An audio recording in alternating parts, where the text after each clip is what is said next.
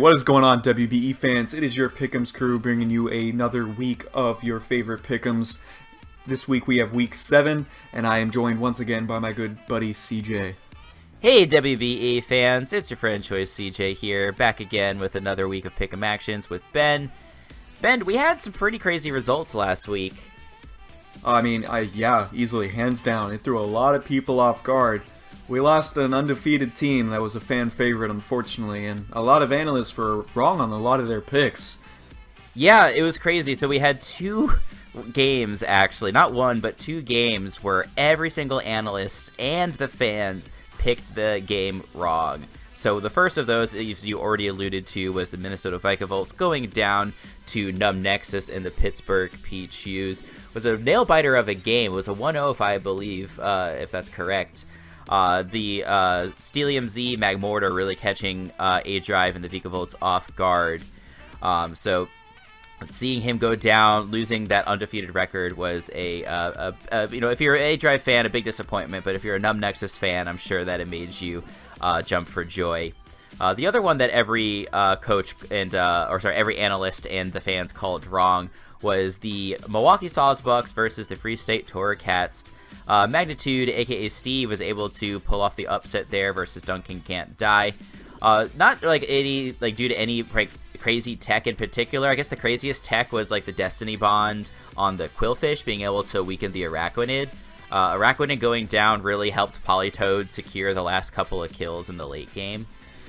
So that part was really nice. Probably caught Duncan off guard.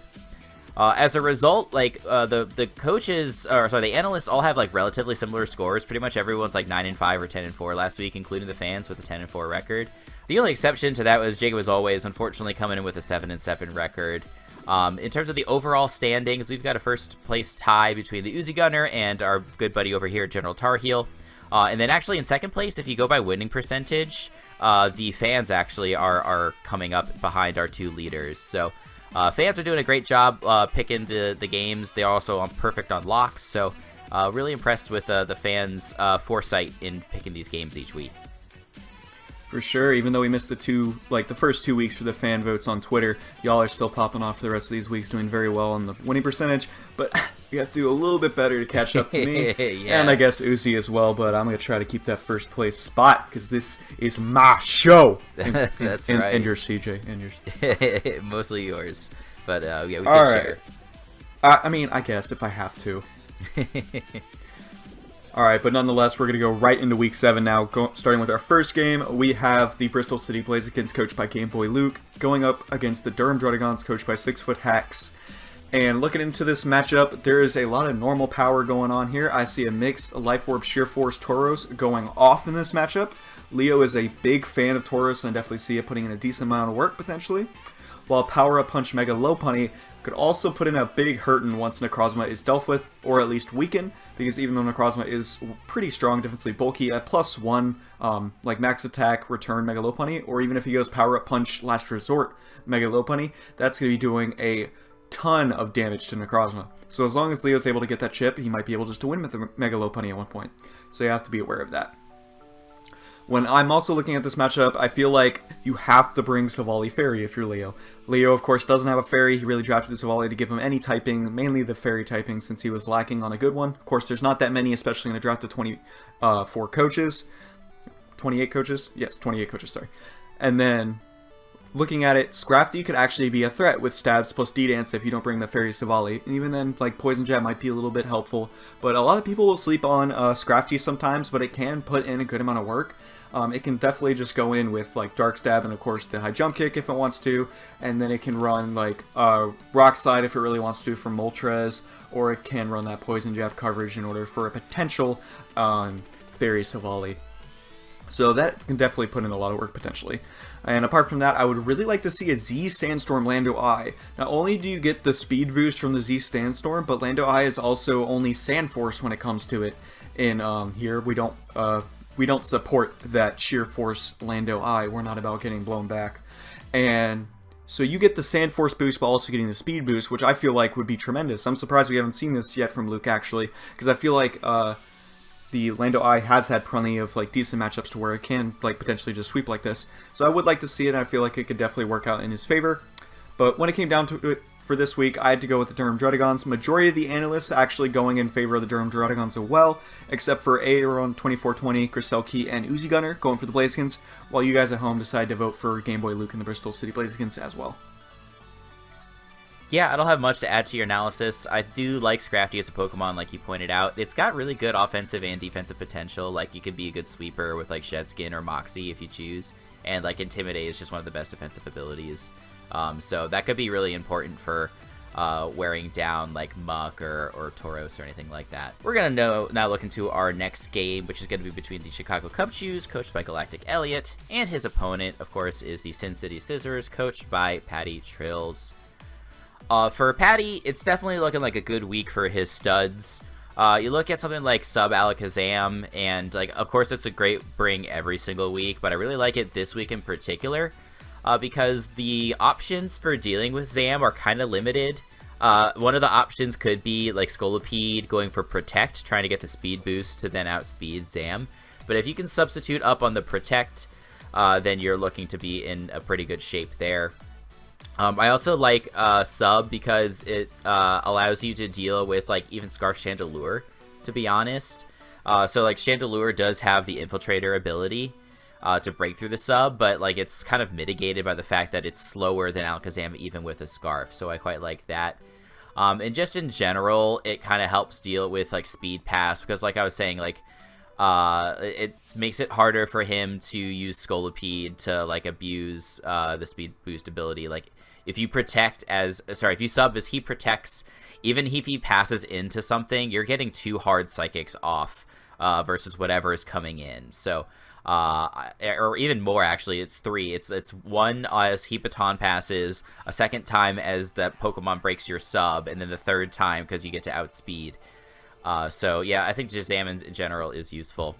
And like I said, the other studly Pokemon on Patty's team, of course, is Lando. Really liking just a Rock Polish Continental Crush Lando this week, because that Continental Crush covers, like, annoying Pokemon like Rotom and Mantine that otherwise can deal with the ground type attacks. You could run Double Dance with that, like put Swords Dance in the last slot, but it's not really needed. I guess it maybe for, like, Serena to break through that, but otherwise you're strong enough that you don't need the SD potentially. There's not many counters to it besides, like, Ice Shard on Ninetales, which isn't really that powerful. Elliot's not totally without options. I really like Sandslash in this game as an offensive sweeper. It does outspeed Zam, and its dual stabs are pretty potent in this matchup. But I do think that Patty has some pretty good countermeasures for that. Like, Intimidate on both Incineroar and Lando is going to weaken Sandslash's ability to break in the long run. So because, like, I think that his offensive win cons aren't as good as Patty's, I am going to be leaning in favor of Patty this game. And it looks like it's split about 50-50. Ben, you're on my side for this game, it seems. Yeah, I had to go with Patty Trills here. His Mega Alakazam has been doing so well this season, and it's having such great matchups just like this one where it can definitely go off. Yes, Scolipede might be a little bit annoying with the Speed Pass, but I feel like his team can overall hand it pretty well because the bulk on Patty's team is just overall pretty strong. And even though Elliot's still been doing pretty well this season, I feel like Patty has been pretty comfortable with his team as a whole. Going into the next match, we have the Melbourne Rotoms, coached by Cybertron, going up against the Pittsburgh Piratas and Old Man Tup. For this matchup, Bandit T-Tar puts in a lot of work versus the Melbourne Rotoms. When you look at it, like, the only real kind of switch in is a defensive Aromatisse, which, sure, it's fine, but 2 Bandit Stone Edges, if they land, you're not going to be doing well with that, especially since you don't have the best switch into a Bandit Stone Edge in the first place.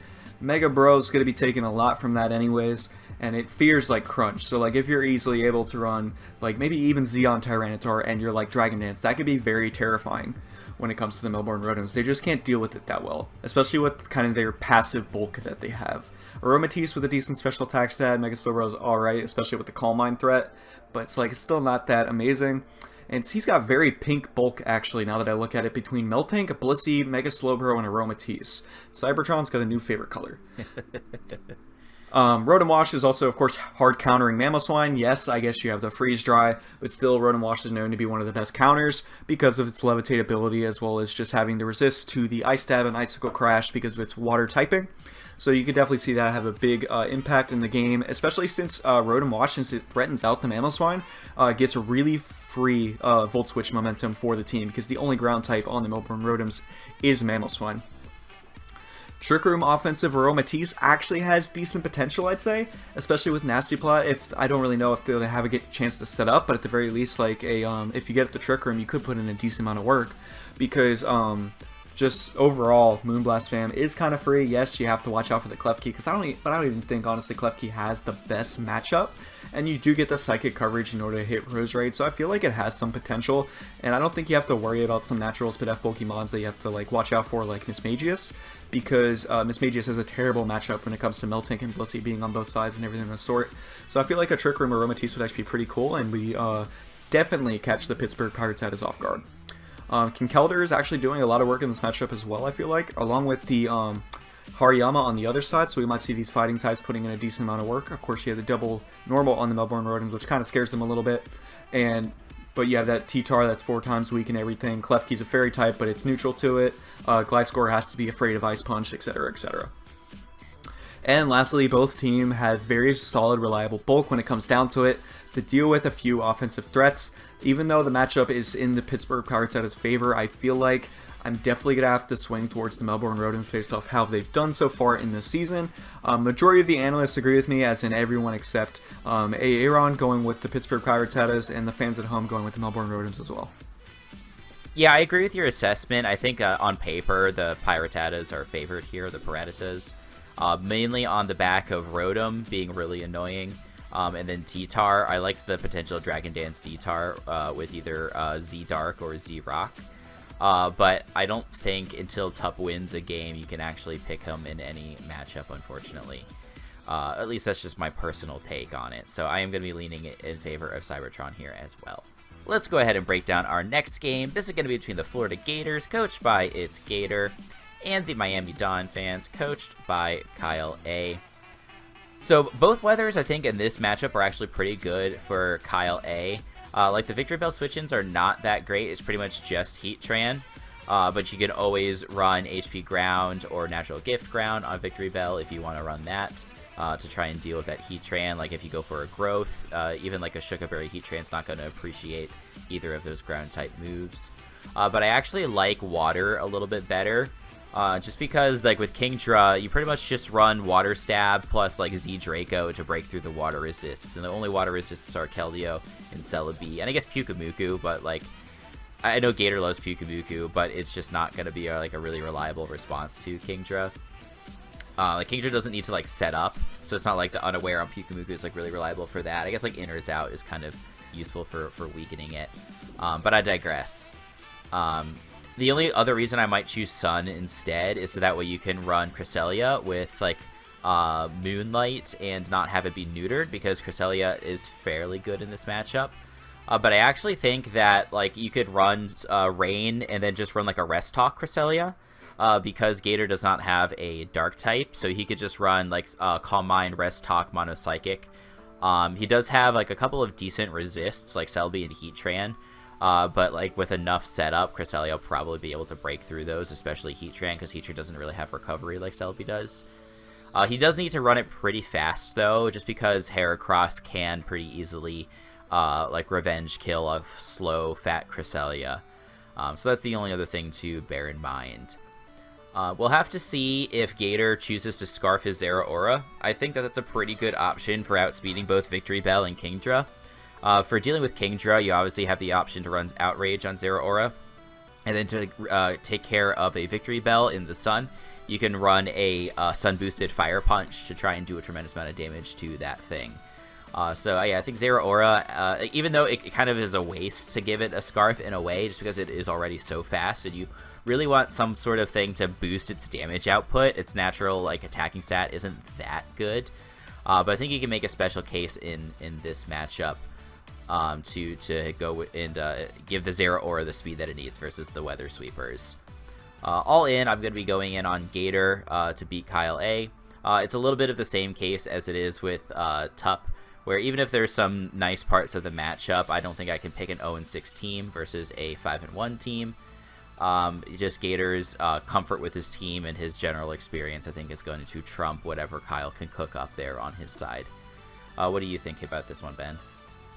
I just have to agree with you. Nothing much more to say about that. Once again, just like you say with Old Man Tup, on my analysis, it's really tough to go with a team without a win, even though the Miami Don fans have never lost. But it's just, especially against a player such as Gator and the Florida Gators, like, it's really tough to go against that, even if the matchup was kind of like strong in Kyle's favor and everything. And I love his team. I really like the idea of double weather and everything. I just can't vote for it right now, especially when I like Gator's team and how well he's been doing so far this season. Next up, we have the Atlanta Umbreons, coached by Fan Attacks, going up against the Bullet Punch Club, coached by Uzi Gunner.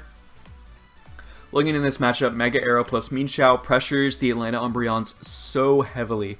The defensive check for one is an immediate, free click for another. When I'm looking at it, Mega Arrow, the main check to is probably going to be Regirock. Mean Chow comes in, clicks high jump kick. There's nothing they can do about it. The Umbreons don't have a ghost type to switch into it, and their psychic types aren't ideal.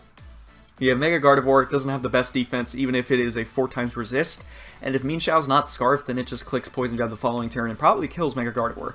While Meloetta is neutral to fighting, so that thing's just going to get blown back by 2 anyways. So it's really difficult for the Umbreons to deal with Mega Arrow plus Mean Chow, especially when Mega Arrow's overall coverage helps deal with a lot of Pokemon, like such as Tornadus and Flygon. You can run Ice Fang for Flygon and run like Fire Flang for Fortress plus Durant. I feel like that'd be pretty helpful. And then potentially just run your Stabs and of course the Rock and Flying typing after, because I really don't feel like you need anything else. Maybe Earthquake would be a little bit more helpful for like Regirock and Lantern, but I don't feel like that's the most necessary option. In the end, maybe drop Stone Edge for it, or maybe drop, actually, probably your flying coverage in order to get the ground coverage could be pretty helpful. But apart from that, yeah, those two are going to be controlling the game, I feel like. But as for the offense on the Umbreon side, I'm seeing Durant with a beautiful matchup, with defensive Arcanine probably being like the best counter, I'd say.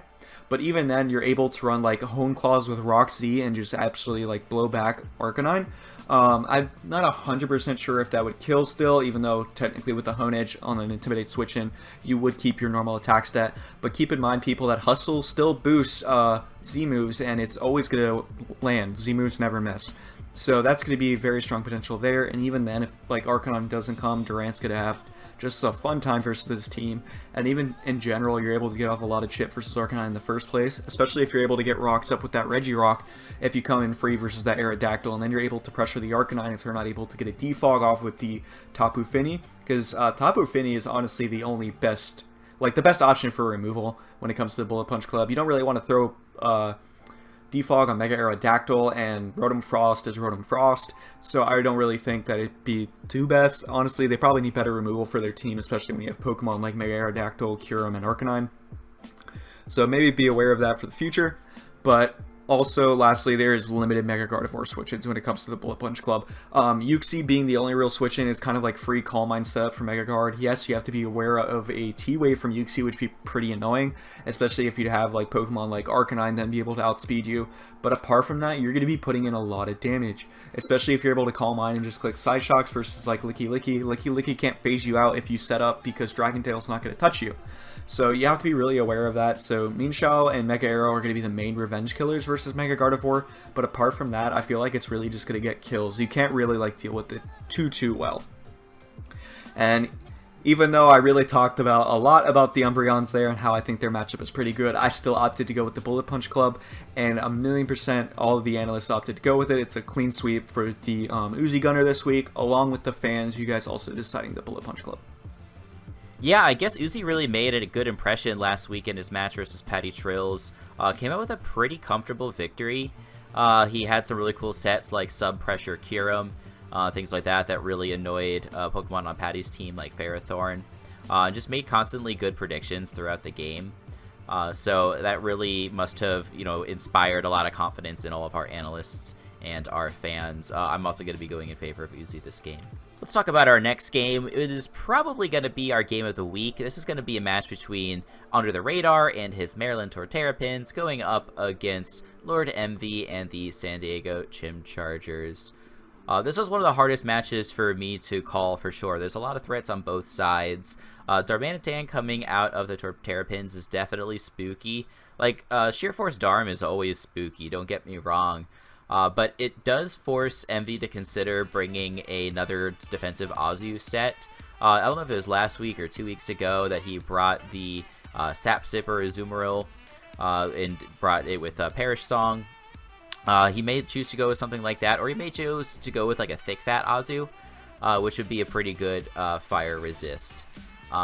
The only other thing that could potentially be annoying to Darm is like a Scarf Dug Trio, because it can trap and neutralize that Darmanitan if it's not packing a Shed Shell. I guess there's also the option of Victini, just because it has good natural bulk and it does technically resist fire, but he kind of doesn't want to be bulky this week on Victini. He kind of wants like a more offensive set with lots of coverage to beat like Zygarde and Milotic. It is nice as well to have like a Scarf Darm to outspeed Sceptile, just because Sceptile is so blisteringly fast at base 145. Because Darm is reliant on Flare Blitz, it is obviously prone to being worn down, so I do wonder if like double Scarf is a decent option this week with like Scarf Scyther. Scarf Scyther is kind of neat because it does outspeed that Sceptile still, and has the option to like outspeed Victini and Heracross if he wants to bring like Scarf Heracross or anything like that. Because that, that's always scary. Like, we have Sableye, so Heracross is less scary. But, just in general, just trying to cover all of the bases there. And, like, the other reason I point out Scyther in particular is because it does have option to U-turn. It does lure in the Registeel. And then you can pivot into either that Scarf Darm, like I mentioned, or potentially a Zygarde with Substitute or any other sort of setup shenanigans. On Envy's side, I do like how Double Fairy looks versus Kelly. Like Azu plus Togekiss just being able to put in work. Both of them potentially being able to run some good setup variants. Like Wakamberry Togekiss is going to be really good if Darmanitan is removed, just because it can go for Dazzling Gleam versus most everything on the team, and then it just survives the hit from Raichu, which is like the only thing that could potentially revenge kill with like a stab super effective move. And then I've been saying it a couple times this season, I do still like the option of Sap Sipper Azu with Belly Drum, just because Superior is a pretty nice revenge killer for Azu. It has a super effective stab move, and it can outspeed. It's not going to get killed by +6 Aqua Jet. If you were to Sap Sipper, you pretty much eliminate that option. And then you can even Perish Trap Superior with like Whirlpool if you'd rather go that direction rather than a setup option. But I like the setup option just because it does pretty well versus like Sableye. +6 Player Off still does a ton of damage to Milotic. It does like 75% minimum to like a physically defensive Milotic without Flame Orb. So I think that that's a pretty decent option. Overall, like I said, this is one of the hardest games to call all season. I'm going to be leaning slightly in favor of Kelly. It looks like you're doing the same as well, Ben, but it's like almost split 50-50 once again. I think it's 6-5 in favor of Envy, but that's pretty damn close. Yeah, when it came down to the analysts, it's actually 50-50, and the fans decided to win it over for Envy for the majority. But I had to go with Kelly. It's majority of the time, I have to admit, it's a little bit of biased, but when I look at it, yes, Darmanitan has like 0 switch-ins, and that is very terrifying. Whether you're opening that up for Zygarde or Zygarde's opening up for Darmanitan, those two are going to put in a lot of offensive work, but you have to be really aware of that Azu, like you mentioned. Really have to like potentially have that Superior, even have to be aware, of course, the Sap Sipper, but Milo has to be played very importantly here because of that Victini and that Azumarill. So I'm pretty sure Kelly can play his snakes pretty well, so as long as he's able to do that properly, I feel like he has this week in the bag. For the next game, we have the Bronx Bearticks, coached by Pokegame, going up against the New York Marauders and Mr. Talent. We have a battle of New York going on right here. These two locals for this matchup is going to be pretty interesting. Personally, I see Joey finally breaking out the Gothitelle and putting in work for it. The only dark on the New York Marauders is Houndoom. Houndoom is Houndoom. It's not Mega Houndoom, it's just a normal Houndoom.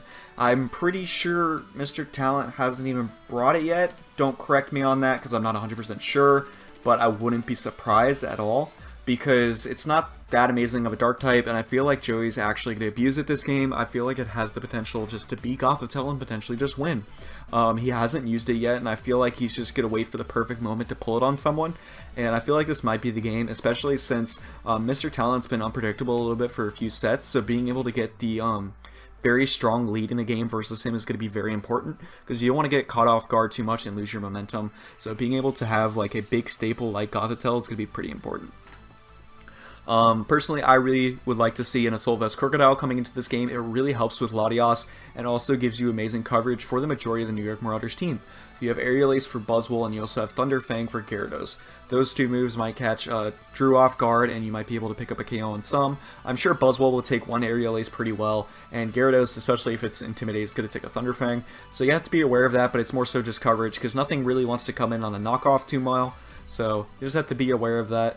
But Latios is definitely a threat, and that's why I feel like an AV set's going to be pretty helpful, because Calm Mind Lati is just going to be the biggest issue, I feel like. Because when your defensive Pokemon are just Piloswine, Toxapex, and Bronzong are probably just the most of Joey's defensive core. Toxapex and Bronzong aren't really the best, especially since Lati, if you really wanted to, you can run Bulky with like just like minus speed enough to, I guess you have to outspeed Volcarona, but like minus speed to where Gyro Ball could be doing less, and then of course your Calm Mind with the Shadow Ball coverage in order to hit Bronzong, your Psychic Staff for Toxapex, Piloswine being the best check. Honestly, if you're Calm Mind Psychic Z, Piloswine's just going to get blown back. Sure, you can take the Ice Shard damage because Latios is bulky and that's not really going to do much. So I feel like Lati is just going to be the major threat going into this matchup, and Joey's going to have to be very aware of when it could set up and when it can do the most damage. And Joey being a big fan of the Latis in general, I definitely see him being respecting it plenty and having the correct checks to it. While Nihilego, on the other hand, for the Marauders, is hard walled by the defensive checks on the Bronx Paraticks.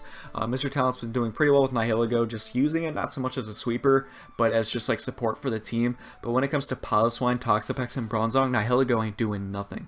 That thing is absolutely useless, especially when you have like Mega Gallade to Revenge and Crocodile in the back, especially if he decides to bring that AV. So I really wouldn't be expecting a Nihilego this week, but that Calm Mind Lati is going to be something you got to watch out for. And when it comes to the votes this week, we have a full sweep, except for Uzi Gunner going in favor of the Bronx Bearticks. Uzi opted to go with the New York Marauders and Drew, and you guys at home decided to go with the Bronx Bearticks as well. Yeah, there's definitely some good potential for Drew in this game, like the Latios that you mentioned, like DD Guerra, you know, kind of the basic stuff could definitely be good. But Joey's the last remaining undefeated team. I cannot be forced to pick against him when he has all the great options that you mentioned. In the next game, we have Jodor and the Seattle Sea Kings going up against the New York Noibats, coached by Mewtwo fan Nate. Definitely some major offensive threats on both sides. For the Noibats, the biggest one is definitely going to be Spec Swellow. It outspeeds the entirety of Joe's team, has really no switch-ins. There's like not a flying type resist on the team. Sorry, a normal type resist on the team besides Bisharp, but Bisharp doesn't really take two. And you always have to worry about the prediction from something like Heat Wave. Umbreon, it might be bulky enough to take two, but you always run the risk with that, with that Pokemon having Swellow just U-turn out of there on the predicted switch-in, and then you can go into Lucario and pressure with fighting-type moves, or you could potentially U-turn into a Hydreigon, which looks very scary with a potential Taunt Roost set. Taunt Roost makes it very nice for beating down Aloe, Umbreon, Venusaur. Those Pokemon without the ability to throw off a Toxic or anything like that is going to make it very hard to beat Hydreigon. And just with its general bulk, is going to have a very good time versus a lot of Joe's team. So I like that quite a bit. On the flip side, Infernape is a pretty major issue for the Noibats. Joe's Infernape can pretty much break everything not named Slowking, but it's a little bit of the same issue as it is with Swellow. If you bring in the Slowking and that gets predicted and Infernape goes for U-turn, you've got a pretty easy way to just go into Bisharp and Pursuit Trap that Slowking. So he needs to find another way around the Infernape, and it could be something cheeky, like he has eject button on his Slowking, so that way when the Infernape tries to U-turn, the Slowking actually gets the momentum. It prevents the Infernape from switching out, and then you can go into something else that threatens the Infernape. Like maybe you go into Hydreigon if you think it's locked into a fire, or no, I guess if it's going to be locked into a move, it's going to be locked into a U-turn in that case. Let's pretend I didn't say that. If you know that he's locked into U-turn, you can go into like Steelix or Thundurus or something like that that can kind of take advantage. If he goes for like a fire or fighting type move and you eject button out, you can go into the appropriate check for that. Besides Infernape, there's definitely still some other scary threats like Slurpuff. Like Slurpuff can definitely put in the work. It forces Steelix to be brought. It doesn't have to necessarily be a defensive Steelix, just because it is bulky enough without any like Fizz Def investment. You probably still want to run max HP on it, of course. So it can take one Drain Punch from that Slurpuff. And it still barely lives a Gyro Ball if it's got its Unburden boost, even with a Cotton Guard. Like, so even if it's a +3, I think that it takes like 90% or something like that from Gyro Ball on Steelix. It's interesting because like if Steelix weren't so pressured, I think like a Curse set would be really good with like Rest Talk this week. But yeah, I don't know if he's going to be able to run that, and like the Infernape being there kind of neutralizes that moveset as well. If he finds some other way to remove Infernape, maybe the Curse Licks is the way to go. All said, I'm going to be picking Nate in this game. Just because he's had a slightly better record than Joe. Joe has, though, not lost since he made his changes to his team. I think he's 2-0 since picking up, like, Avalugg and Alamomola and stuff like that.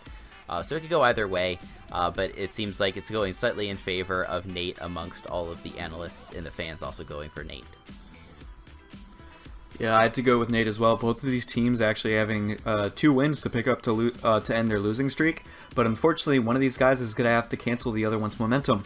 Personally, I just see it in favor of Nate. That Swellow and Hydreigon, like you mentioned, is going to be a pretty big deal. Taunt Hydreigon with Roost, like you mentioned, it's just going to abuse the passive Wish Protect Pokemon and Alamomola and Umbreon.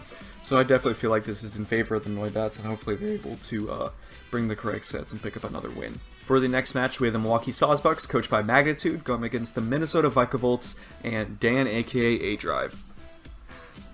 For this matchup, I'm immediately looking to Kieran Black once again, like I do every week for the Vicavolts matches.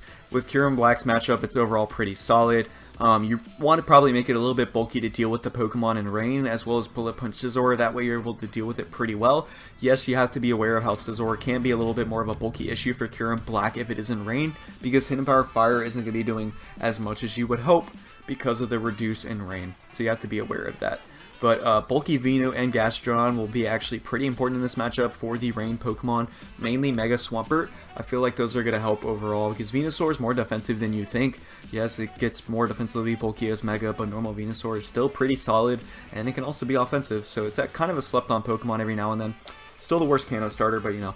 And then Dan's team is still looking pretty solid, but Choice Band Talonflame I feel like could be a kind of a sleeper pick for the Vicavolts, because when you're looking at the Sawsbucks team, their check to a just a banded Brave Bird is technically Thunderous. That is technically the best switch in, and no, that's just not.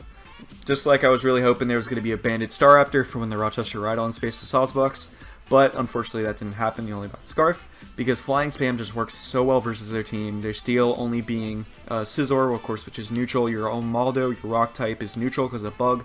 Both of your Steel and Rocks are neutral because of Bug, and that just hurts you so much. Especially when the Sawsbucks don't have the fattest of Pokemon. Mainly when your like most bulky Pokemon is probably Chestnut, and that thing is, of course, 4 times weak to flying. So just have to be aware of that. I feel like Talonflame could definitely put in work. You're not really going to be clicking Choice Band and Flare Blitz too much, purely because of the option of Rain.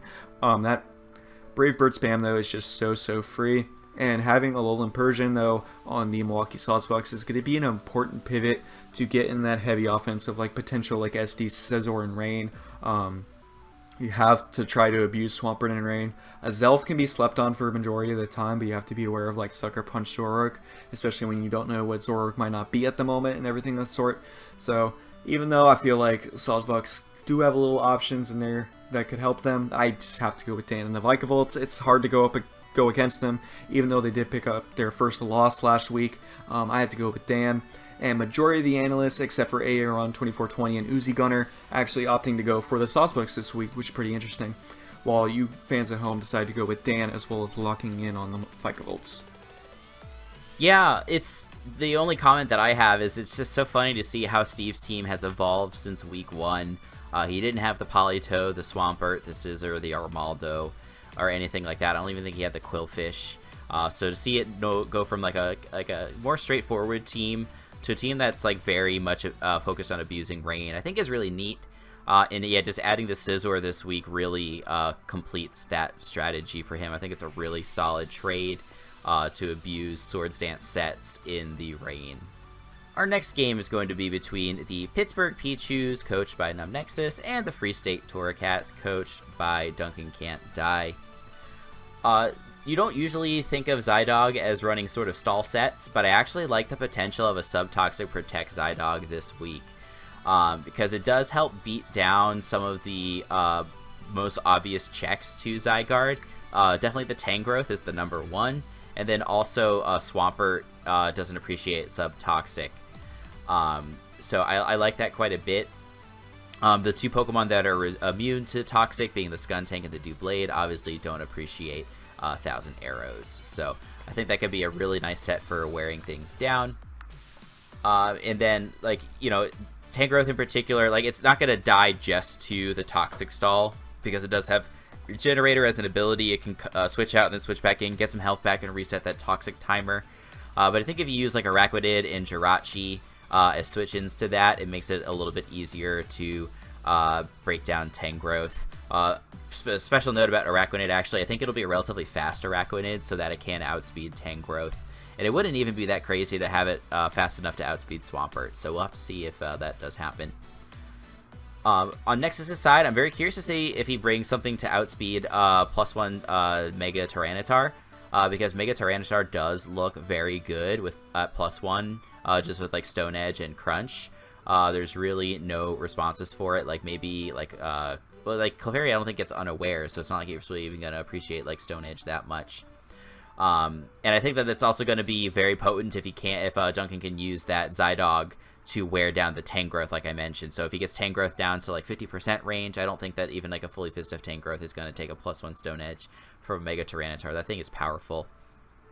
Nexus is not without like other offensive win cons on his own. Like, he doesn't just have to react to what Duncan's doing. Like 3-attack Zapdos with like HP fighting for the T-Tar looks kind of neat. Medicham has a pretty good matchup except for Sableye. Just because the Psychic type on the Torracat side is Jirachi, obviously it has that secondary Steel typing so that it does not resist the Fighting type moves. But yeah, Sableye is there. Does he run something like Foresight so that he can hit the Sableye?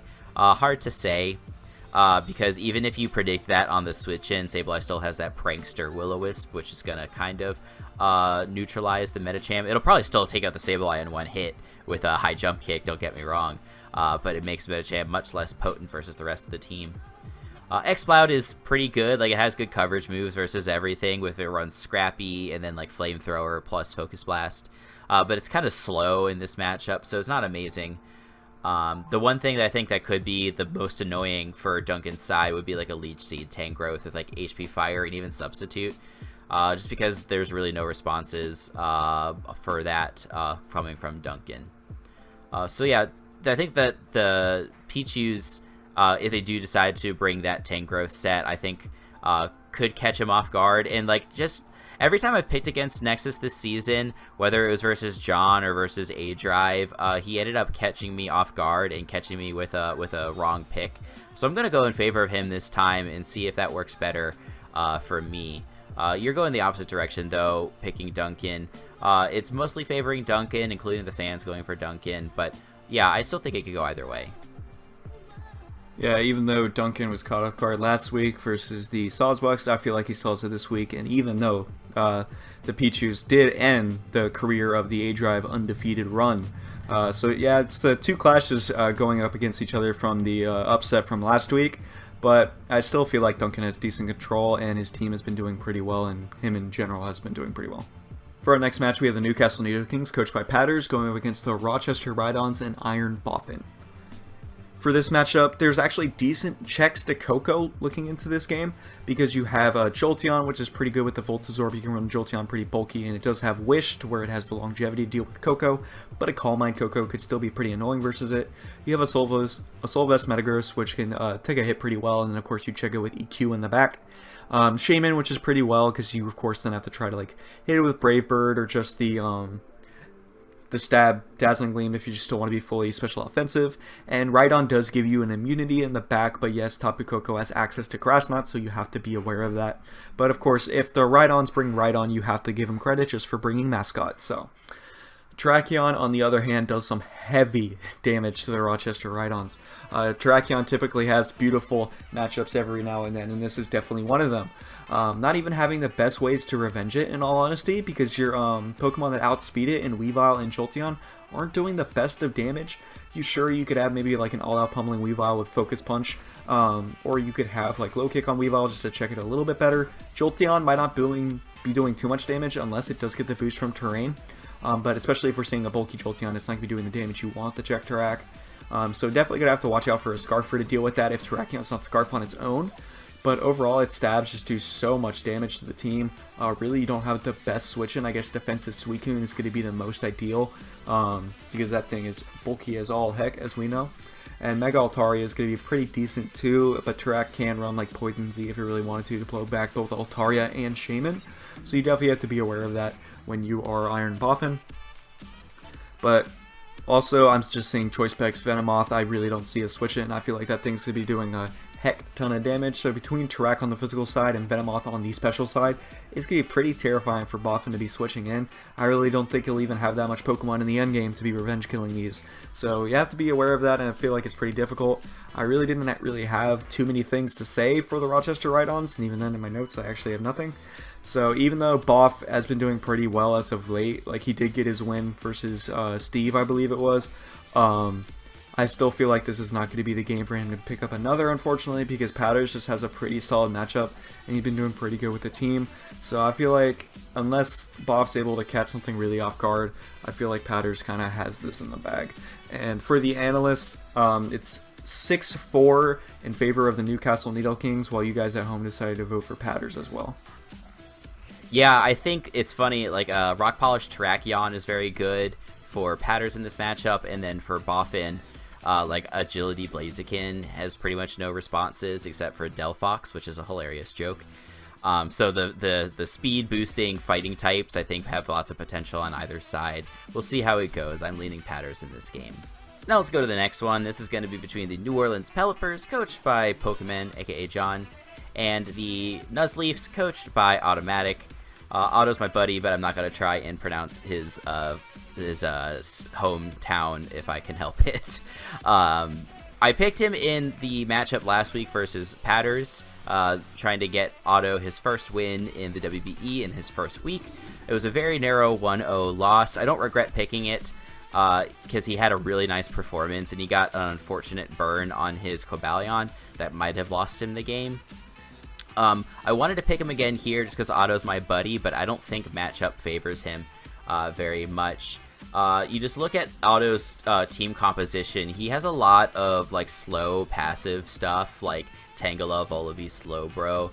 And those are the types of things that Diggersby just eats for breakfast. You just throw a Choice Band on that thing, you click return, and you two-shot something. Even like a fully Fizz-Def Tangela with Eviolite. So I think that this is a really great matchup to bring Diggersby, one of the best wall breakers in the game. Alakazam, it looks really scary. I kind of like a Calm Mindset just because it does outspeed everything, and you can run like Psychic plus Shadow Ball, and then like Thunderbolt in the last slot for like Volibee or like Charge Beam, even if you're feeling really juicy. The only response to that is like Speed Boost Yanmega, trying to get enough speed to outspeed Zam. Another scary setup sweeper, as it is every week is like Double Dance Diancie. Because Otto doesn't have a like true steel type, he just has Cobalion, which doesn't actually resist the fairy type moves.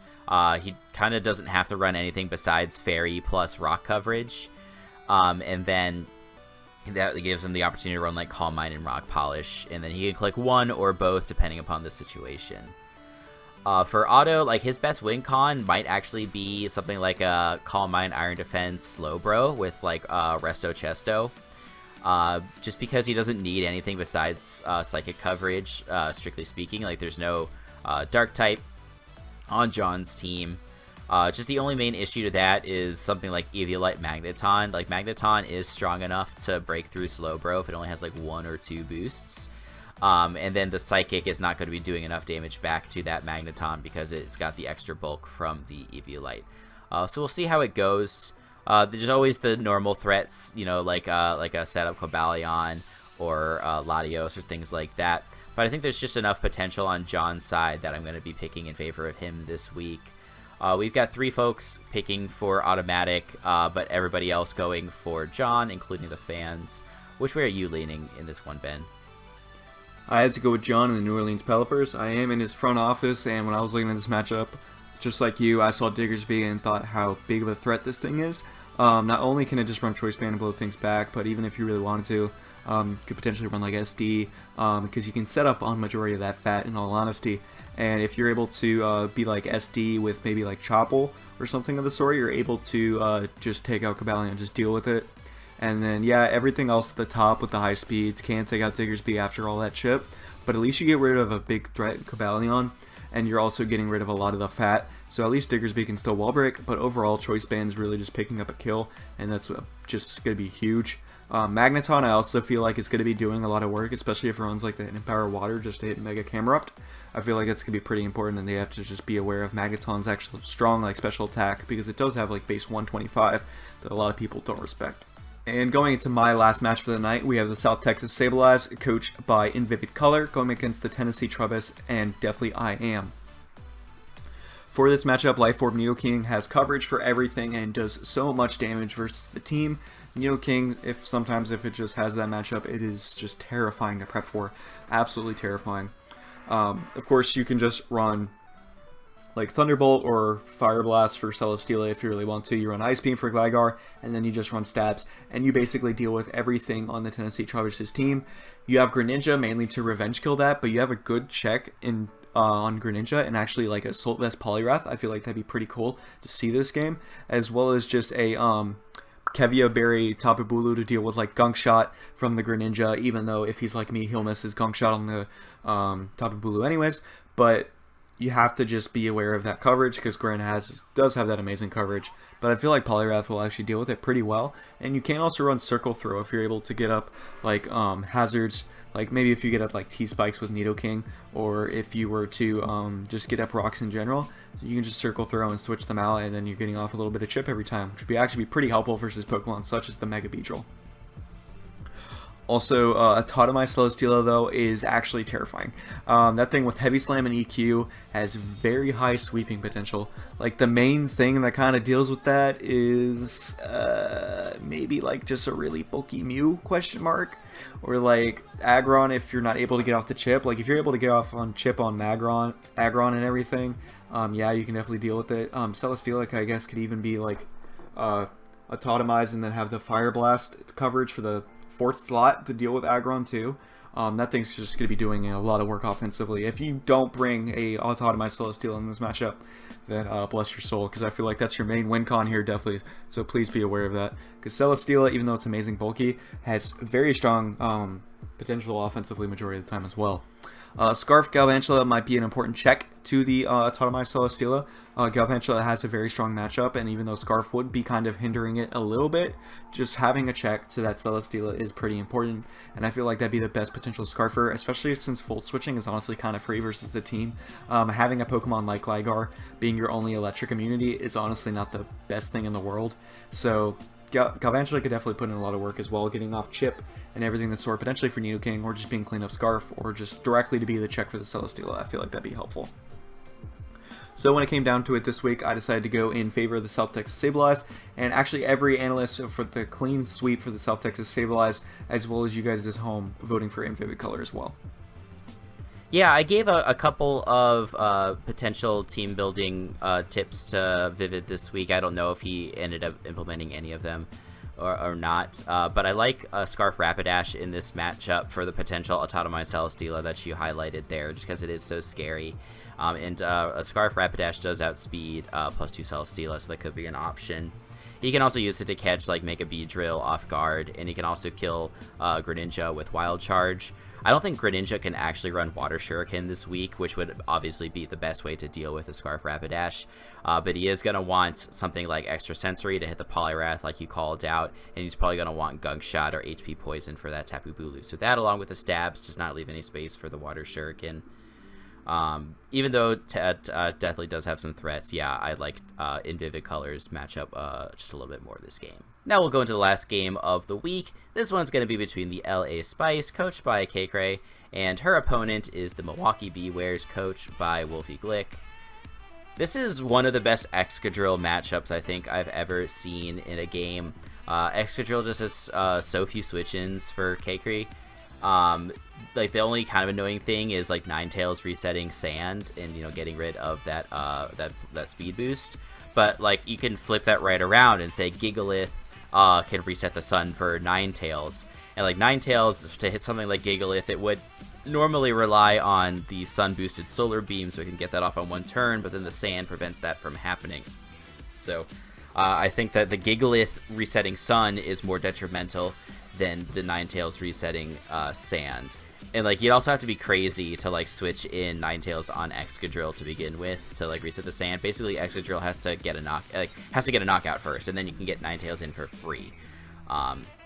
It might actually be worth it, like for that Ninetales, if they predict the Gigalith coming in to reset the weather, to actually run Sunny Day on Ninetales. That would be really heat, and I don't mean that as a pun. Just like to predict the Sandstorm getting set up, you can immediately reset it and then go for that Solar Beam right away. It might not actually be in Kekre's best interest to run Sun. Water Spam with Starmie just looks really potent, and so you might not want the Sun to potentially weaken those attacks. Like the only switch-ins to Water are like Blastoise and Virizion doesn't want to take the secondary stabs like from the Psychic. And then like Blastoise, like it gets hurt quite a bit from like a Life Orb Psychic as well, especially if it's like on a switch in, and you get that analytic boost on that Starmie. So we'll have to see how that goes.